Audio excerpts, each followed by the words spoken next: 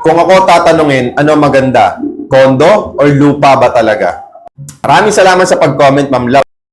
Pero ang pipiliin natin dyan, syempre, depende sa paggamit. Depende sa paggagamitan. Depende sa gusto mo. Depende sa pangarap mo. Depende sa kung ano ba talagang gusto mo mangyari sa pera na meron ka. It's either condo ba or lupa. Ngayon, kung condo naman yung pipiliin mo, ang tanong, meron ka ba talagang sariling bahay na? Kung wala pa, nagre-renta ka, pwede ka mag-start ng condominium. Kasi yung condominium malapit sa lahat. Sa mall, bilihan, eskwelahan, ospital. Okay? Kung lote naman, kung bibili ka sa Metro Manila, alam natin na sobrang magtaas na, sobrang mahal na yung presyo within Metro Manila na lote. Pero kung makakabili ka ng lote, tingnan mo kung magkano rin yung presyo. At kung ano yung mga malalapit na establishment, schools, hospital, mall, bilihan, okay? Depende naman kasi yan sa magiging use mo. Kung bibili ka ng lupa, tatayuan mo ba ng sarili mong bahay?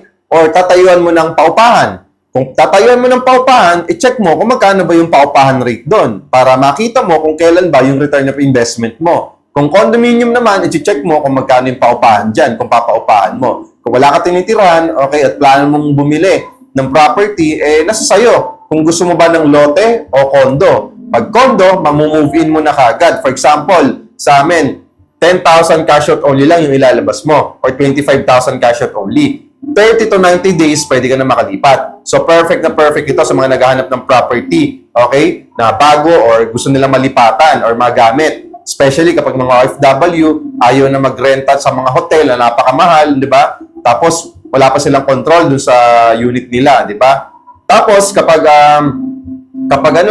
nag-work ka din sa Metro Manila, syempre, malaki advantage din na meron kang condominium. Kasi nga, hindi ka magre-renta dito, di ba? Kunwari, yung office mo sa Ortigas lang, Makati, di ba? So, perfect investment din talaga yung condominium kasi madaling paupahan, mataas yung renta ng property, okay? Mahal talaga siya at mabilis siyang mapaupahan. Mataas yung occupancy rate pagdating sa pagpapaupa. Sa lote naman, marami ka dapat i-consider dyan. Siyempre, yung kung magkano yung pakontrata mo dyan sa pagpapatayo mo. Tapos yung mga road, okay? Malapit ba sa bilihan? Malapit ba sa mga kailangan ng tao, okay? Yung convenient ba, okay? So, yun po yung sagot ko sa inyo, Ma'am Love.